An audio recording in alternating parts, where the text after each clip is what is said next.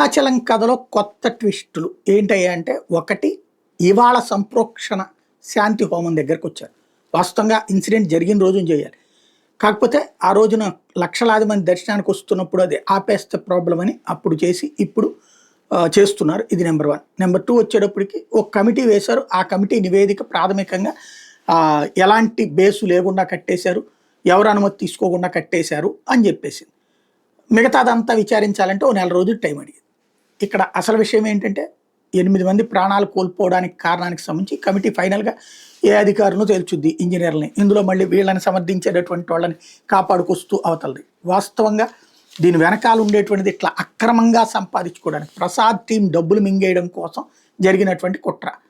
అది తేల్చాలంటే ఆ డబ్బులు తినే రాజకీయ నాయకుడిని బయటపెట్టాలి. అది బయటపెట్టే ధైర్యం ఈ దేవాదాయ శాఖ ఉద్యోగులు ఎవరు చేయరు.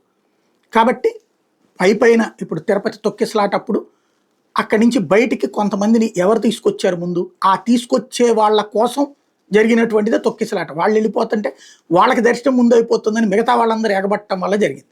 అప్పుడు దాని వెనకాల ఉన్నటువంటి కారణాలు అసలు తేల్చలేదు. ప్రాణాలు కోల్పోతున్నారు, కానీ దానికి సంబంధించినటువంటి నిజమైన బాధ్యుల్ని శిక్షించే విషయంలో మాత్రం వెనకాడుతున్న పరిస్థితి.